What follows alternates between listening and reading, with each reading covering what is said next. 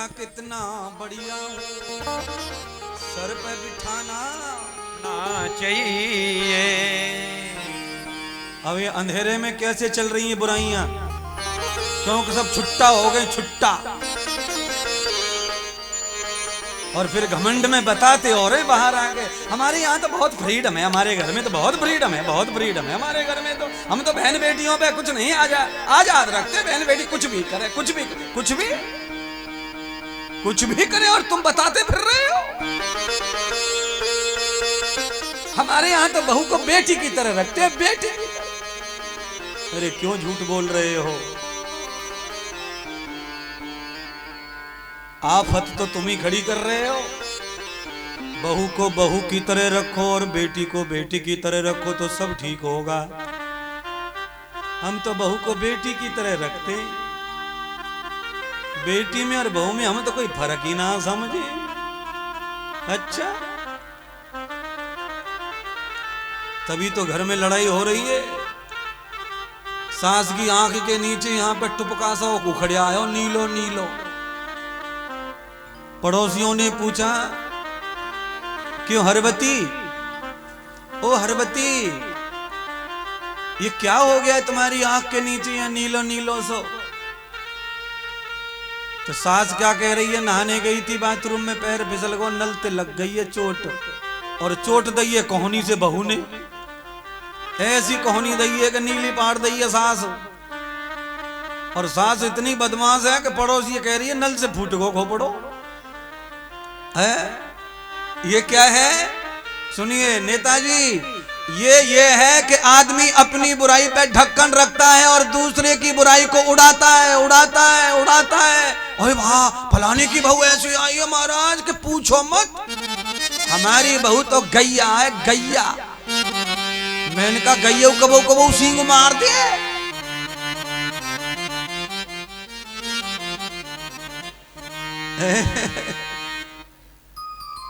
अपनी छोरी छापरी चाहे जितनो निकम्मो काम कर आवे, दादी भुआ मम्मी सब पट्टी लगा ले मुंह पे। हमारी लड़की तो इतनी बढ़िया कि सीधी हाथरस जावे, कॉलेज से सीधी घर आवे। अच्छा, सीधी जावे सीधी आवे, रोड तो है ना सीधो, हाथरस तक सीधी कहां से आ जावे? रोड में सारे में इतने घुमावे कि चक्कर खा जाए आदमी, पैदल चले जाए तो यहीं से जाओ, यहीं से लेफ्ट होके तब जाके हाथरस हाथ आवे। हमारा छोरा तो इतना हरिश्चंद्र है कि ऊपर को ना देखे तो कहां देखे?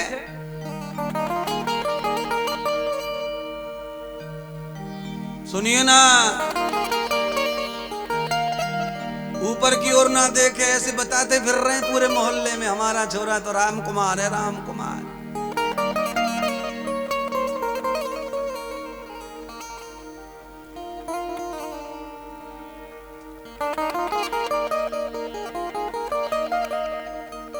बेटा कितना अच्छा हो उसे सर पे चढ़ाना चाहिए। भगवान सुखदेव ने राजा परीक्षित को अपने हृदय से लगा करके आत्म संतोष दे दिया। सतगुरु वैद्य वचन विश्वासा, सदगुरु भगवान वैद्य बन गए और राजा को विचारों का औषधि देकर विश्वास का, संतोष का आनंद दे दिया। और यथा तिष्ठम यतो श्रवितम, राजन अब चिंता छोड़ दो और बैठ जाओ और भगवान श्री हरि की कथा श्रवण करो। और बीच में जब लगे कि कथा से थकान आ रही है तो भजन करो, कीर्तन करो, पर केवल भगवान का ही चिंतन करो। आंखों से, कान से, हाथ से, सर्वत्र अंग से भगवान का चिंतन कथा में होना चाहिए। सुख दुख, रात दिन का संसार भगवान ने रचा तो परीक्षित महाराज के मन में शंका पैदा हो गई संसार की रचना के प्रति। नेताजी परीक्षित महाराज पूछने लगे गुरुदेव से कि रचने वाला परमात्मा एक है, तो सुख और दुख दोनों क्यों रचे? केवल सुख ही सुख बनाना चाहिए था। न होता बांस न बजती, दुख होते ही नहीं तो किसी को दुख सताते ही नहीं। जन्म ही अच्छा है, लड्डू बटते हैं, जन्म में ढोल बजते हैं, मम्मी पापा को खुशी मिलती है, तो मरण क्यों बनाया? राजा तो बात सवाल सही कर रहे हैं गुरुदेव से। और इस रात की क्या जरूरत थी? दिन अच्छा है, पुण्य अच्छे ही, पाप की क्या जरूरत थी? सब गोरे गोरे अच्छे लगते हैं, इन काले कालों की क्या जरूरत थी? राजा के अनेक सवालों का जवाब भगवान सुखदेव दे रहे हैं।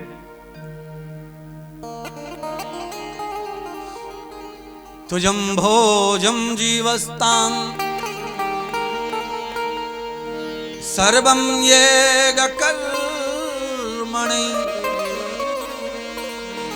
अनुच्छेदं तदं पूर्वं जन्मं फलश्रुति भव। राजन जी जो कर्म करके मृत्यु को प्राप्त हो जाते हैं, उनके कर्मों का फल पुनः भोगने के लिए, उन्हें पुनः शरीर भोगने के लिए, शरीर प्राप्त होने के लिए संसार की रचना की गई है। जब प्रलय हो जाता है तो प्रलय के समय समस्त जीव कहां चले जाते हैं? तो कहा हिरण्यम पात्रम पिहितम मुखम हिरण्यगर्भः समवर्तताग्रे भूतस्य जाता पतिरेक आसीत्। प्रलय के समय सब जीव कहां चले गए? पर्वत प्रखर सब समसृष्टि कहां चली गई? तो कहा हिरण्यगर्भः, परमात्मा जो है, ईश्वर जो है, उस समय माता का रूप धारण कर लेते हैं और सबको पेट में पी जाते हैं। पिहितम मुखम, गर्भ धारण कर लेते हैं परमात्मा। और परमात्मा जब गर्भ धारण कर लेते हैं तो भगवान ही जगदम्बा बन जाते हैं, अंबा जगत की। और समय आने पर जब जीव को शक्ति प्राप्त हो जाती है तो जीव सृष्टि करते हैं प्रभु। तो उसी नाभि से ब्रह्मा आदि को उत्पन्न करके सृष्टि का सृजन करते हैं। जो जीव भगवान के गर्भ में चले गए थे पाप या पुण्य लेकर, वो उन्हीं को लेकर पुनः वापिस होते हैं। इसलिए सृष्टि पर पाप और पुण्य, सुख और दुख, आनंद और क्लेश, जन्म और मरण, रात और दिन, ये सब चक्र चलता रहेगा। इसलिए हे राजन, उसी संस्कार का तुम भी शिकार हो गए हो। दूसरा प्रश्न किया राजा ने, सृष्टि की रचना जब हुई तो सृष्टि में सर्वम प्रथमा भगवान ने क्या रचा? तो सद्गुरु कहते हैं सर्वप्रथम रचना हुई है सृष्टि में ध्वनि की। सृष्टि में सबसे पहले कुछ भी अवतरित हुआ है तो वो है ध्वनि, शब्द, आवाज।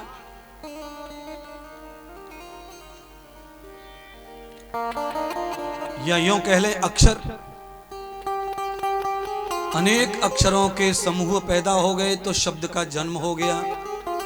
अनेक शब्दों का समूह हो गया तो ज्ञान पैदा हो गया। अनेक शब्दों के समूह से ही परिभाषाएं पैदा हो गईं। अनेक शब्दों के संगठन से मंत्र, ऋचा, श्रुति, सूक्त पैदा हो गए। ध्वनि के रूप में कहते हैं ओम की ध्वनि सबसे प्रथम प्रकट हुई। अकार, उकार, मकार, ब्रह्मा, विष्णु, महेश, जन्मदाता, पालन करता, कल्याण करता। आकार,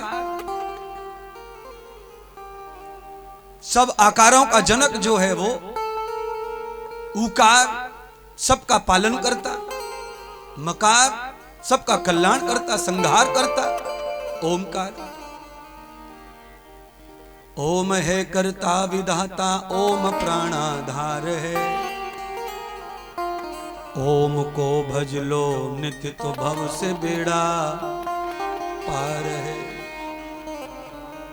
ओम के बगैर कोई मंत्र अधूरा लगता है। आपको जो भी मंत्र बोलना है बोल के देख लो। गुरु मंत्र से लेकर कोई भी मंत्र ओम के बगैर अधूरा है। जैसे आप हिंदी लिखते हैं तो हिंदी के ऊपर अगर आपने डंडा नहीं खींचा तो वो भी अधूरी लगती है। ओम के बगैर ऐसे ही सब मंत्र अधूरे, ओम का संपुट लगता है। सृष्टि की रचना करने वाले ने सृष्टि की रचना की और आकर के पालनकर्ता ने बराह अवतार लेकर के सृष्टि का पालन किया। ब्रह्मा जी के यहां 27 मनुओं का जन्म हुआ। सब तपस्या को चले गए और जब तपस्या से लौटे ब्रह्मा के प्रथम पुत्र वैवस्वत मनु, तो ब्रह्मा ने शत्रुपा नाम की नारी प्रदान करके कहा, पुत्र इनके साथ मिलकर के मानव सृष्टि का संचार करो। तो ब्रह्मा जी के पुत्र मनु महाराज के द्वारा शत्रुपा की शक्ति से मैथुन की सृष्टि में मानव का प्रथम जन्म हुआ। दो प्रकार की सृष्टि का विधान भागवत में है। एक ऐसी सृष्टि है भागवत में जिसमें मैथुन की जरूरत नहीं है, अमैथुनी सृष्टि, अजन्मी सृष्टि, जिसमें कोई पैदा भी नहीं होता है तो कोई मरता भी नहीं है, प्रकट होते हैं सब।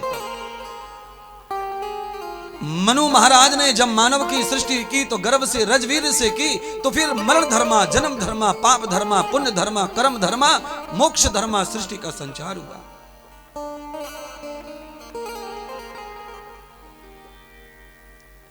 मनु के यहां 5 संतानों का जन्म हुआ।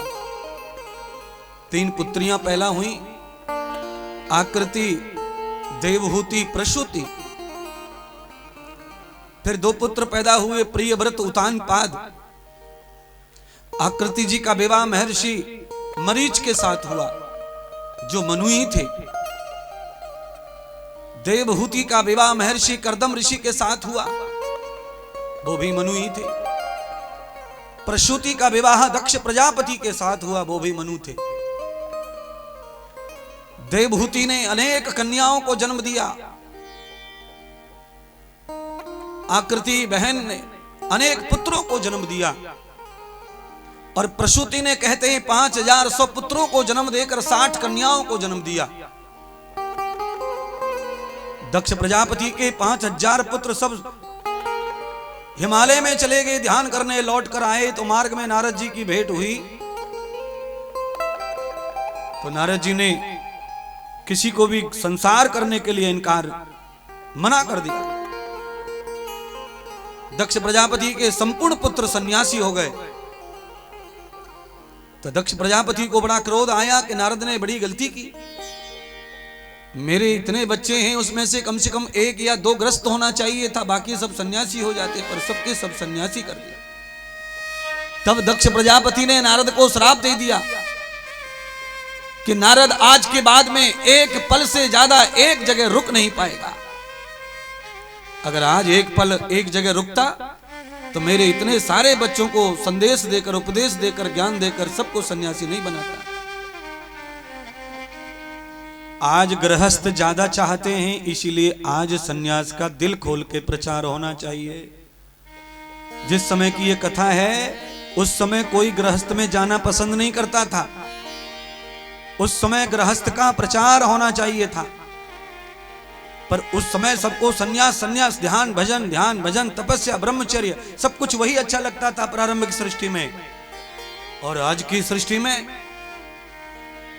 सृष्टि में सन्यास किसी को प्रिय नहीं है, साधु बनना प्रिय नहीं है, गुरुकुलों में पढ़ना प्रिय नहीं है। माता पिता भी इतने मूर्ख अज्ञान हो गए हैं कि उनको लगता है गुरुकुल में पढ़ेगा तो क्या मिलेगा, क्या बनेगा। मैं पूछता हूं कॉलेज स्कूल में पढ़ेगा तो क्या मिलेगा और क्या बनेगा।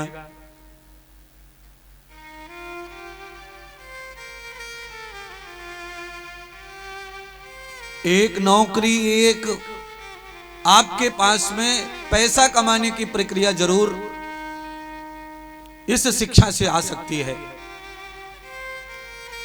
पर आपके जीवन में बाकी सारी चीजों का अभाव हो जाएगा। और आप जब गुरुकुल में पढ़ते हैं, जब आप अनादि व्याकरण दर्शन उपनिषद पढ़ते हैं, जब आप वेद शास्त्र के वैज्ञानिक ऋषि बनते हैं, तो आपके पास में धन होगा, वैभव होगा, कीर्ति होगी, कैरेक्टर होगा, स्वास्थ्य होगा, जीवन होगा, लंबी आयु होगी, वर्चस्व होगा, कीर्ति होगी। ये सब कुछ आपके पास होगा जो एक बहुत बड़े व्यक्ति के पास होता है।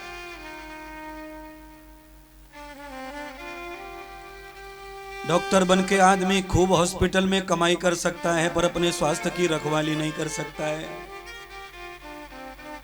इंजीनियर बनकर आदमी बहुत बड़े बल पुल बना सकता है, पर अपने जीवन को कभी नहीं बना सकता है। बड़े बड़े पुल, बड़े बड़े रोड बनाएगा, पर अपने जीवन में खुद ही पैरों पर कुल्हाड़ी चलाएगा और अपने जीवन को धीरे धीरे नरक बना देगा, क्योंकि वो इतना ब्लैकमेल खा जाता है, इतना भ्रष्टाचार कर लेता है जीवन में, कुछ के लिए जगह ही नहीं बचती भगवान के धाम में कहीं। और मैं कह रहा हूं कि बिना भ्रष्टाचार के भी आप बड़े धनपति बन सकते हैं। कुबेर जी ने कोई भ्रष्टाचार नहीं किया। कुबेर जी ने केवल, कुबेर जी को जब परिवार के धन से बेघर कर दिया, आप कल्पना करो, ये कथा शायद पहली बार सुनेंगे, कभी जीवन में सुनी नहीं होगी ये इतिहास। ये इतिहास यह है कि रावण का और कुबेर का एक ही गुरु है, वो है शिव जी।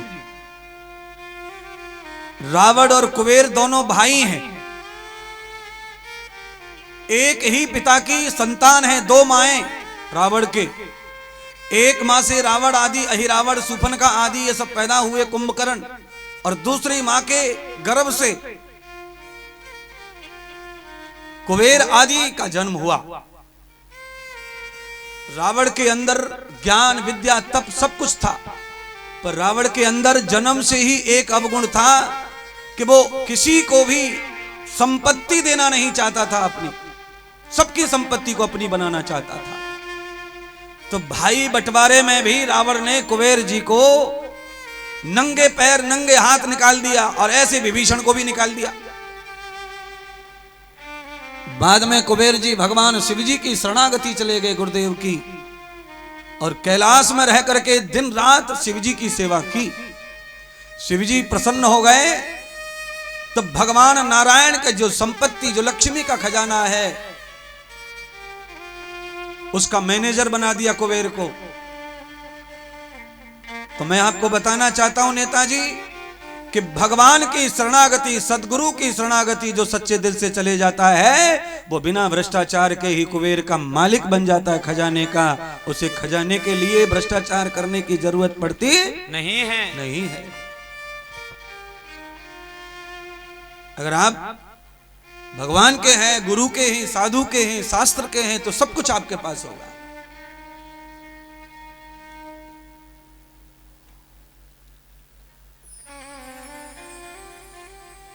और आप नकली नकली बातें, नकली नकली चीज में है, तो आपके पास सब चीज का अभाव होगा।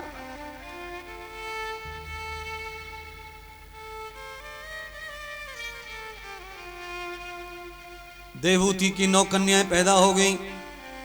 9 कन्याओं का विवाह ब्रह्म ऋषियों के साथ हो गया। सबसे छोटी कन्या अनुसुईया, उनका विवाह अत्रि मुनि के साथ हुआ।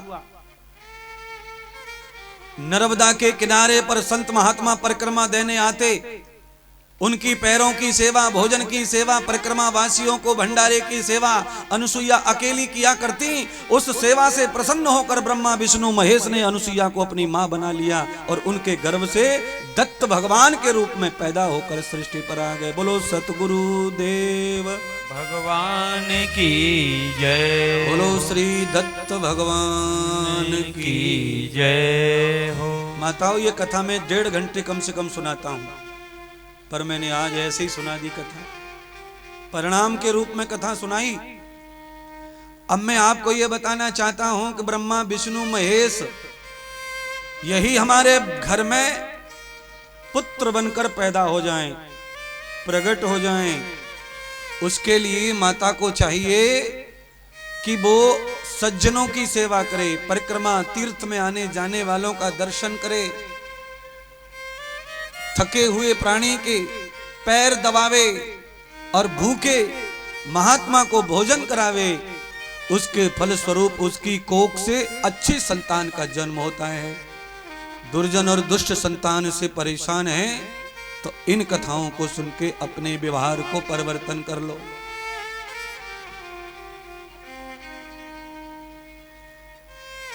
ब्रह्मा के ही पुत्र हैं महर्षि कश्यप।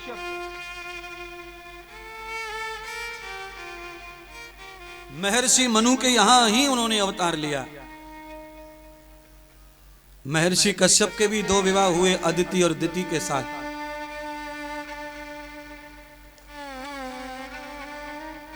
अदिति ने इंद्र आदि देवताओं को जन्म दिया और दिति ने दैत्यों को जन्म दिया। महर्षि कश्यप ने अपनी पत्नी से कहा कि तुम्हारे दोनों पुत्र बड़े हो गए हैं और अब मेरा वानप्रस्थ का टाइम है, मुझे गृहस्थ त्यागना है, तो लो ये संपत्ति का बंटवारा करो। दोनों पुत्र दोनों पत्नियां। देवताओं को स्वर्ग दे दिया, राक्षसों को पाताल लोक दे दिया। और महर्षि कश्यप वानप्रस्थ में चले गए, वन गमन कर गए तपस्या के लिए। बिना मेहनत बिना पुरुषार्थ का कमाया हुआ धन अगर औलाद को मिल जावे, औलाद को यज्ञ हवन दान सेवा पूजा करने का ज्ञान अगर माता पिता नहीं देवे, तो औलाद अपने पितर की कमाई को नष्ट कर देती है, उसे बर्बाद कर देती है, दारू में उड़ा देती है, भोग में उड़ा देती है, मनोरंजन में उड़ा देती है। कहते हैं भगवान सुखदेव कि धीरे धीरे देवता जब स्वर्ग में रहने लगे तो देवताओं की आदत हो गई खराब। क्या खराब हो गई कि देवता पड़े पड़े खाते सोते बैठते मनोरंजन करते डांस देखते और बिस्तरों में पड़े रहते, न यज्ञ करते न सेवा करते न दान करते। था देवताओं को तो कानून बताया गया था कि स्वर्ग में हमेशा रहना चाहते हो तो सृष्टि पर रहने वाले जीवों की सेवा करते रहना। पर देवताओं ने ऐसा नहीं किया, तो उसका परिणाम क्या हुआ? उसका परिणाम यह हुआ कि देवताओं में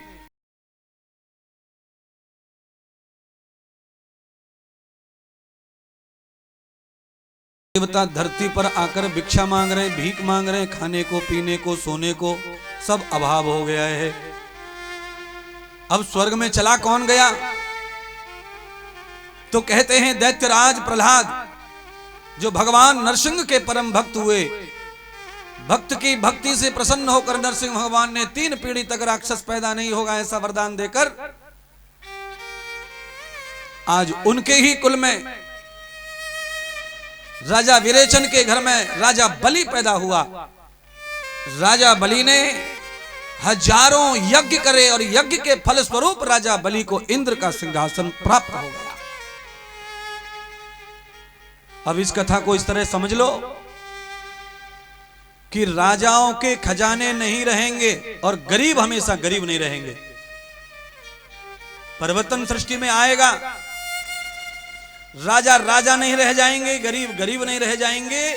समय आते ही आप देख लेना, आज का युग समय आ गया है। अवधेश कुमार जी, आपकी पोजीशन कैसी थी 40 साल पहले? बस अंदर ही अंदर सोच लो कैसी थी। जिनको पता है उन्हें पता है, पर बताने की कोई जरूरत नहीं, केवल समझने के लिए इशारा किया है। समय हमेशा एक जैसा कभी रहता नहीं है। आपके पास पुरुषार्थ है, आपके पास में पितरों का आशीर्वाद है, आपके पास में माता पिता की आज्ञा में चलने का गुण है, तो आपके पास गरीबी टिक नहीं सकती है। अमीरी दौड़ कर आएगी और आपको सत्कर्म में लगाएगी। जो अपने पितरों का आदर नहीं करता, अपने बुजुर्गों की आज्ञा का पालन नहीं करता, माता पिता के धर्म को आगे नहीं बढ़ाता, वो सदैव अमीर रह सकता नहीं है, उसका पतन होगा।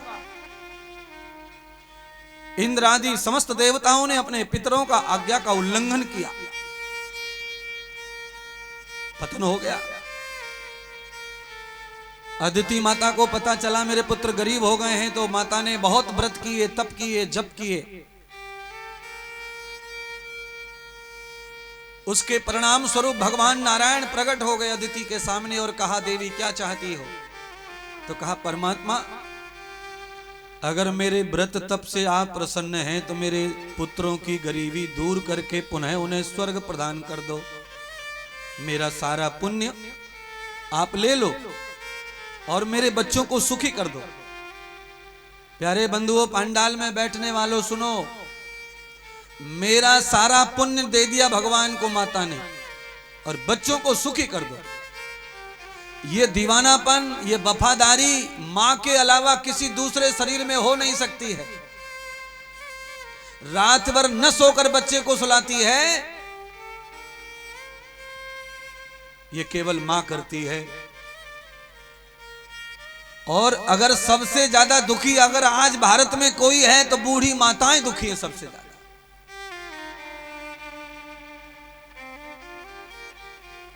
बूढ़े दादा को रोटी मिल जाती है घर में, पर बूढ़ी माता को रोटी मिलना बहुत कठिन हो रहा है।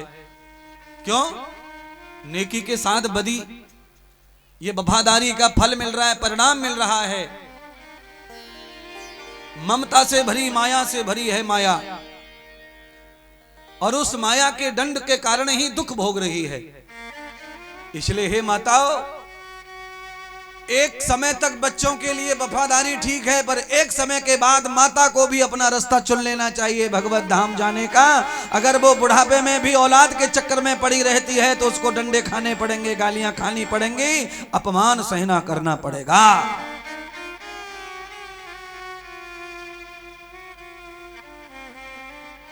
चार आश्रम बनाए हैं, बड़ा सोच समझ के इन आश्रमों की गणना की गई है, रचना की गई है। 25 वर्ष तक पढ़ाई करो, विद्या अध्ययन करो, ब्रह्मचारी रहो। शरीर में तप बल शक्ति आ जाए, ग्रस्त कर लो। गृहस्थ में शरीर थकने लगे, बाल गोपाल बड़े हो जाएं, तो शरीर को फिर जवान करने के लिए जंगल चले जाओ, वानप्रस्थ ले लो। शरीर को पुनः जवान कर दो, पुनः रंग दे दो शरीर को, फिर से अध्ययन करो। महाराज बुढ़ापे में अध्ययन, वानप्रस्थ अध्ययन के लिए ही है। जिंदगी में 4 आश्रम है और 4 में से 2 आश्रमों में अध्ययन। पहले आश्रम में जीवन को बढ़ने का अध्ययन करो और वानप्रस्थ आश्रम में जीवन को बढ़ाने का आश्रम करो। जीवन समाप्त हो तो उसका अध्ययन करो। वो क्या अध्ययन है महाराज? उस अध्ययन का नाम है स्वाध्याय। गीता के 700 श्लोकों को पढ़ो, उनका आचरण करो, बुढ़ापा सतर हो जाएगा, बुढ़ापा चकाचक हो जाएगा। कल्पना करो, एक आप बूढ़े हैं तो आपके बुढ़ापे में आपको क्या प्राप्त हो रहा है ये तो आप ही जानते हैं। और एक बुढ़ापा आप देखते नाम सुन रहे हैं जिनका नाम है रामभद्राचार्य, जगत गुरु रामभद्राचार्य, एकदम बूढ़े हो गए और बुढ़ापे में सम्मान की झड़ियां लगी पड़ी हैं। कभी ये पुरस्कार, कभी वो सम्मान, कभी वो सम्मान, क्योंकि जो व्यक्ति अपने बुढ़ापे को संभालता है, शास्त्रों के अनुसार, वेदों के अनुसार, भगवान की रीति के अनुसार जीता है, उसको बुढ़ापे में सम्मान ही सम्मान मिलता है। और जो नाक पहुंचने में सम्मान गंवा देते हैं, बुढ़ापे में गंवा देते हैं। गया, बोलो, नहा धो के, दादाजी नहा धो के कुर्ता पहन के जा रहे पंचायत में, नेक बैठ गए, गाड़ी चालू ना भई कार, तो बैठ गए कुर्सी पे। इतनी देर में छोटी बहू आ गई पोतो लेके। दादाजी ने 5 मिनट पकड़ियो पोता है, नेक में पानी दे दूं फलाने को। पोता जैसे ही दादा ने गोद में लियो, एकदम नीचे से फुब्बारा मार दियो। सबरे दादाजी की पंचायत धरी की धरी रह गई, लाल पीलो कुर्ता कर दियो सबरो। अगर बुढ़ापा इसी तरह बीतेगा तुम्हारा तो कभी शांति सुख आने वाला नहीं है। नहीं है। इसीलिए समय आने पर भगवान को गोद में ले लो, गोपाल को खिलाओ, लड्डू गोपाल को सेवा करो, उनकी शरण में चले जाओ, बुढ़ापा पुज जाएगा, पुज। और चिंटू पिंटू के चक्कर में पड़ गए तो बुढ़ापा तुझ जाएगा, तुझ। महाराज तुझ जाए चाहे रुझ जाए, पर हम छोड़ नहीं पा रहे हैं। गालियां खा लेंगे पर रोटी तो बहू के हाथ की अच्छी लगे। गाजर आलू को साग बनाए के बाजरे की देवे चपर की तो फिर गाली दे ले चाहे लात दे ले, हटवे को मन ना करे थारी पहते।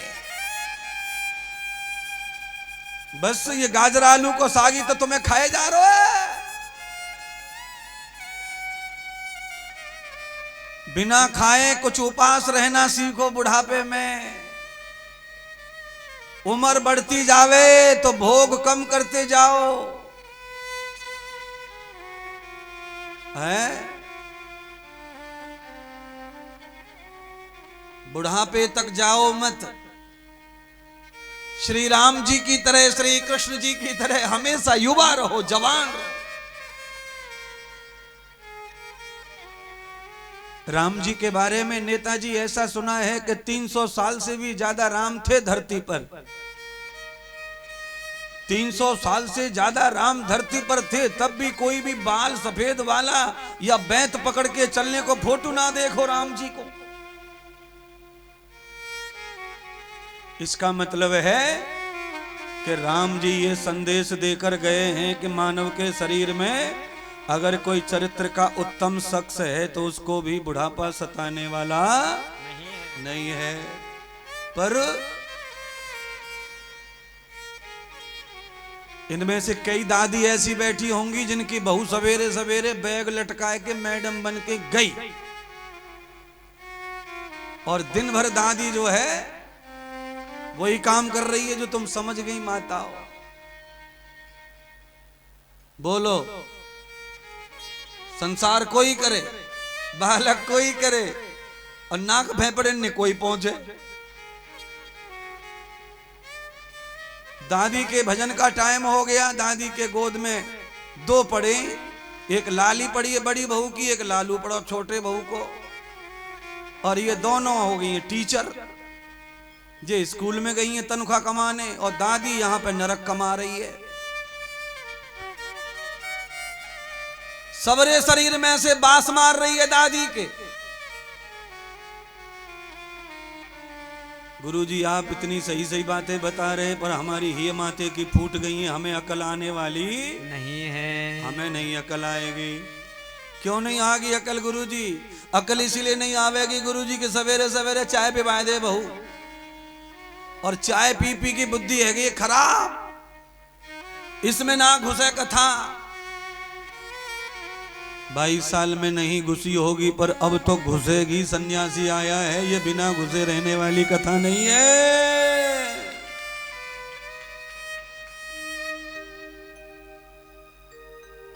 जैसे बाढ़ का पानी अपने आप जगह बना लेता है धरती में, ऐसे ही इंद्रदेव महात्मा के ये विचार जो है अपने आप जगह बना लेते हैं खोपड़ी में और दिल में। चाहे तुम रुई घुसेड़ के आ जाओ कानों में, पर सुनना पड़ेगा, इसको तो ग्रहण करना पड़ेगा, क्योंकि मजबूरी है। महात्मा की बातों को सुन के आत्मा को बड़ी शांति मिलती है अंदर अंदर, इसलिए सुनना पड़ता है।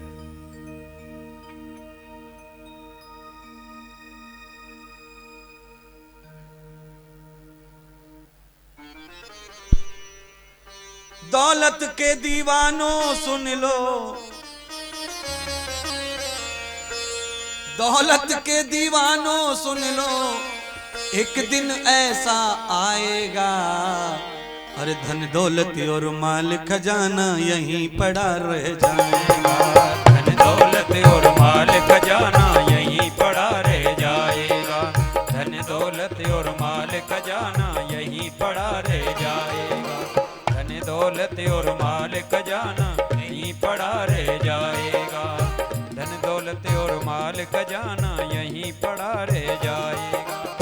दौलत के दीवानों सुन लो, दौलत के दीवानों सुन लो, एक दिन ऐसा आएगा, एक दिन ऐसा आएगा। धन दौलत और माल खजाना यहीं पड़ा रह जाएगा। धन दौलत और माल खजाना यहीं पड़ा रह जाएगा। धन दौलत और माल खजाना यहीं पड़ा रह जाएगा। क्या होगा फिर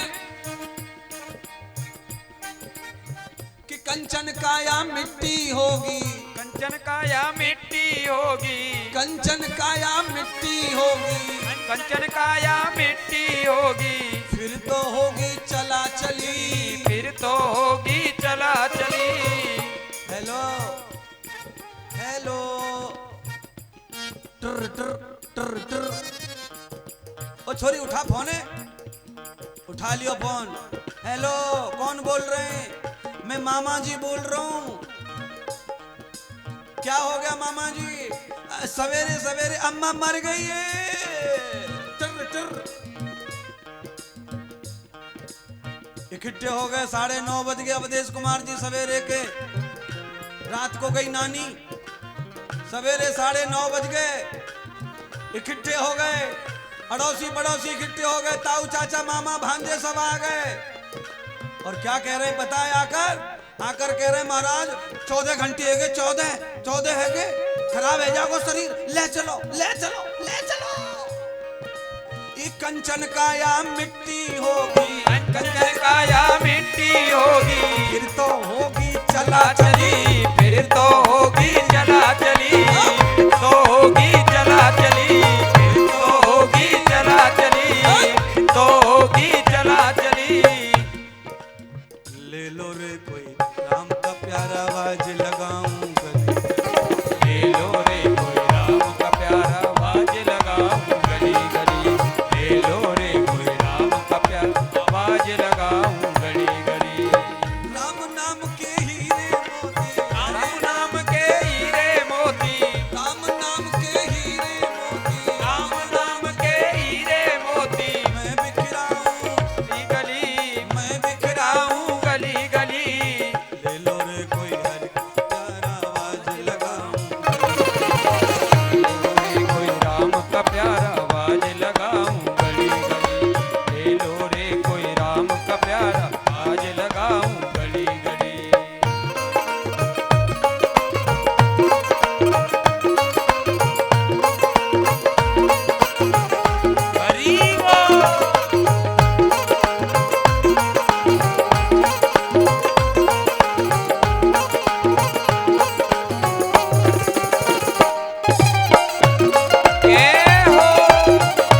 बोलिए सतगुरुदेव भगवान की।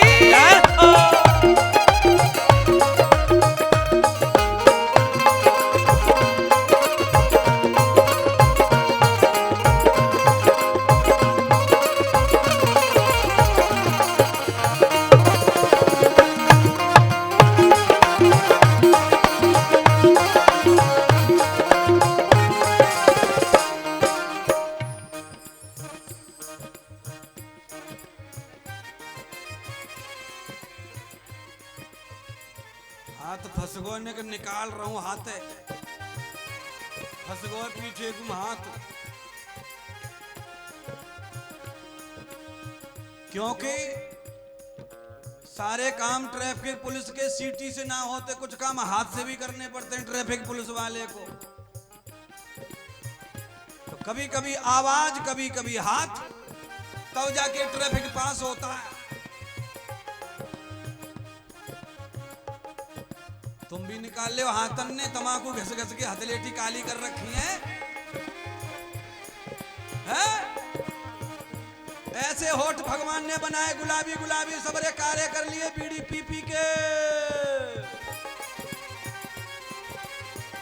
मरोगे तो सबका हिसाब देना पड़ेगा।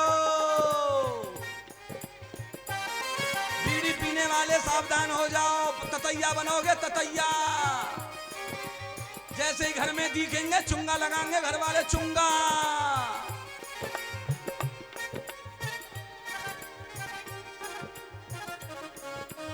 ले ले रे ले ले मन, ले ले रे ले ले मन, ले ले रे ले मन, ले ले रे ले मन, ले ले रे ले मन,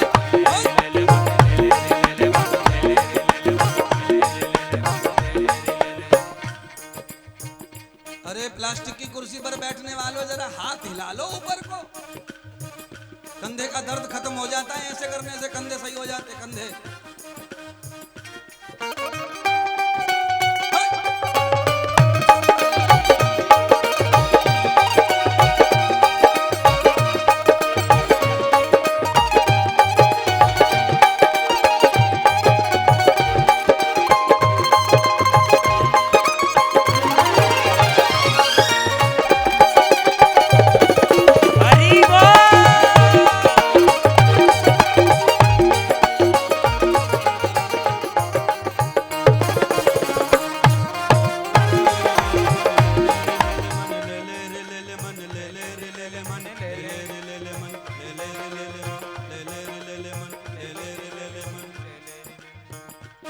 महाराज हाथी छाप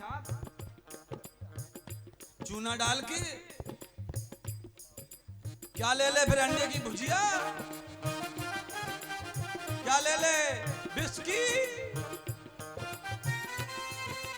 अरे गुरुजी आप क्या बोल रहे हैं, हम नहीं खाते, हम तो बिमल खाते, बिमल। क्या रहे बिमल भैया, लोग इतने होशियार हैं कि तमाकू का नाम लो तो वो तमाकू नहीं मानते, बिमल को पता नहीं क्या मानती हैं। मन ले ले रे ले ले मन, ले ले रे ले ले मन, ले ले रे ले ले मन, ले ले रे ले ले ले ले मन, ले ले रे ले मन, ले ले रे ले मन, ले ले रे ले मन, ले ले राम को नाम इतौत काई बटके, ले ले राम को नाम इतौत काई बटके, ले ले राम को नाम इतौत काई बटके, को नाम इतौत काई बटके, ले ले राम को नाम इतौत काई बटके। अवधेश कुमार की मम्मी जी, आज आपकी छाती पे कौन बैठ गई, कुर्सी पे ना हलन दे लो ना ढुलन दे रो।